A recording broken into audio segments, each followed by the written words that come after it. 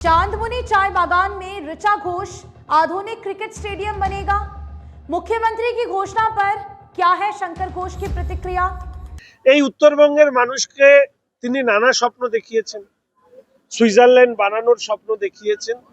আজকে হঠাৎ করে শুনলাম তিনি একটি স্টেডিয়াম আমাদের বিশ্বকাপ জয়ী মহিলা ক্রিকেটার রিচার নামে করবার ব্যাপারে ঘোষণা করেছেন। কিন্তু ওর উদ্দেশ্যে আমি একটা স্টেডিয়াম, ক্রিকেট স্টেডিয়াম এখানে করতে চাই। চাঁদ বাগান এখানে আপনাদের আছে, চাঁদমণি বাগান, প্রায় 27 একর জমি আছে। ওটা আমি মেয়রকে বলবো ওটা ক্রিকেট স্টেডিয়াম করবার জন্য, এবং এই ক্রিকেট স্টেডিয়ামটা রিচা ক্রিকেট স্টেডিয়াম করে দেওয়া হোক, যাতে মানুষ ওর পারফরমেন্সটা মনে রাখবে এবং আগামী ভবিষ্যতেও অনেকে এর জন্য অনুপ্রাণিত হবে।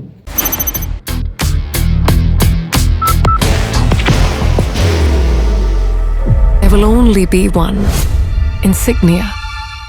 नमस्कार, आप देख रहे हैं खबर समय और मैं आपके साथ रेयांशी।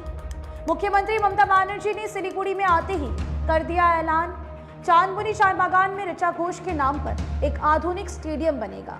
ये मुख्यमंत्री की ओर से ऋचा घोष को दिया गया एक बड़ा सम्मान ही कहा जाएगा, जिसकी उम्मीद भी की जा रही थी। ऋचा घोष विश्व विजेता टीम की एक होनहार स्टार क्रिकेटर है और हर बंगाल वासी को उस पर गर्व है। मुख्यमंत्री ममता बनर्जी का ये फैसला काफी सराहनीय और सोच समझकर किया गया फैसला है, जिसका उन्हें 2026 के विधानसभा चुनाव में लाभ भी मिल सकता है। हालांकि सिलीगुड़ी के विधायक शंकर घोष ने मुख्यमंत्री की घोषणा पर कटाक्ष करते हुए कहा कि इसके लिए मैं उन्हें धन्यवाद देता हूं, लेकिन इसके साथ ही कहना चाहता हूं कि मुख्यमंत्री ने ये घोषणा दिल से नहीं की है, बल्कि वो घोषणा करने पर मजबूर हुई है। आज शंकर घोष ने मुख्यमंत्री के वादों और भविष्य की योजनाओं पर चुटकी लेते हुए कहा कि जिस मुख्यमंत्री ने 2009 में जब वो रेल मंत्री थी, तब उन्होंने उत्तर बंगाल के विकास के लिए बड़ी बड़ी बातें की थी। बाहर की भागदौड़ अब नहीं तोड़ेगा आपके घर का सुकून। SBM गोल्ड UPVC विंडोज, आपके घर का सुकून।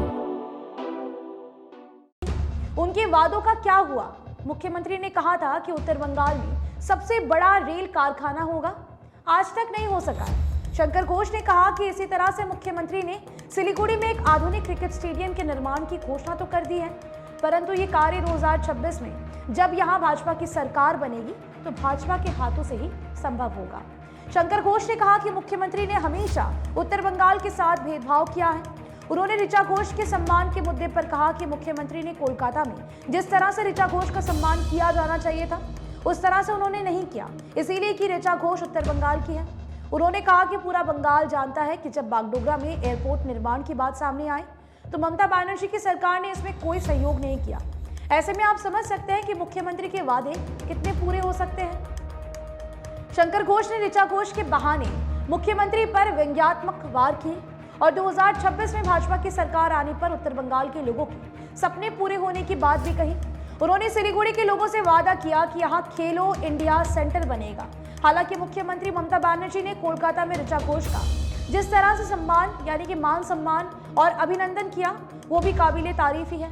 इतना बड़ा सम्मान पाकर ऋचा घोष भी भावुक हो गई थी। ऋचा घोष को बंगाल पुलिस में DSP बनाया गया है। आज मुख्यमंत्री ममता बनर्जी ने सिलीगुड़ी में ऐलान किया है कि चांदमुनी चाय बागान इलाके में 27 एकड़ भूमि पर ऋचा घोष के नाम पर एक आधुनिक स्टेडियम बनाया जाएगा। उन्होंने सिलीगुड़ी नगर निगम के मेयर गौतम देव को इसके लिए अधिकृत भी कर दिया है। मुख्यमंत्री की इस घोषणा के साथ ही पिछले काफी समय से सिलीगुड़ी में खेल प्रेमियों के द्वारा एक आधुनिक स्टेडियम बनाए जाने की उठ रही मांग पर भी ये भी पूरी हो गई है। उम्मीद की जा रही है कि सिलीगुड़ी और आसपास की खेल प्रतिभाओं को इससे बड़ा लाभ होगा और उन्हें अपना करियर बनाने के लिए सिलीगुड़ी से बाहर जाने की अब जरूरत नहीं होगी। आज अपने पूर्व निर्धारित कार्यक्रम के तहत मुख्यमंत्री ममता बनर्जी कोलकाता से सीधे सिलीगुड़ी आई। बागडोगरा हवाई अड्डे से वो सीधे उत्तरकन्या चली गई। उन्होंने वहां विभिन्न जिलों के वरिष्ठ अधिकारियों के साथ एक बैठक भी की, जिसमें उन्होंने शासन प्रशासन को सुचारू रूप से चलाने का निर्देश दिया है। मुख्यमंत्री ने SIR और CAA के मुद्दे पर केंद्र सरकार को कोसा और दावा किया कि SIR की घोषणा के बाद से अब तक राज्य में करीब 14 लोगों की मौत हो चुकी है। हाल ही में उत्तर बंगाल और पहाड़ में आई भीषण आपदा ने मुख्यमंत्री को बार बार उत्तर बंगाल दौरा करने पर मजबूर किया था। पिछले 1.5 महीने में मुख्यमंत्री 3 बार उत्तर बंगाल आ चुके हैं। उन्होंने पहाड़ में भी भूस्खलन प्रभावितों को आर्थिक मदद और पुनर्वास का ऐलान किया था। आज मुख्यमंत्री ममता बनर्जी ने आपदा और भूस्खलन में प्रभावित 14,739 परिवारों की सहायता के लिए 161.33 करोड़ रुपए देने का ऐलान किया। इसके साथ साथ विदित हो कि दार्जिलिंग के भाजपा सांसद राजू बिष्ट ने इस मुद्दे को लेकर डीएम को भी पत्र लिखा था और पूछा था कि आखिर आपदा पीड़ितों को कब तक सरकार सहायता देगी। उन्होंने प्रभावितों को समय पर मुआवजा नहीं देने के लिए बंगाल सरकार को कटघरे में खड़ा किया था। आज मुख्यमंत्री ममता बनर्जी ने पट्टा वितरण कार्यक्रम में भी भाग लिया और केंद्र सरकार पर जमकर हमला भी बोला। मुख्यमंत्री ने कहा कि केंद्र सरकार बंगाल का कर का पैसा लेकर दूसरे राज्यों पर खर्च करती है, लेकिन बंगाल को उसका पैसा वापस नहीं लौटाती है। मुख्यमंत्री ममता बनर्जी ने कहा कि उत्तर बंगाल में आपदा एक मानव निर्मित आपदा है।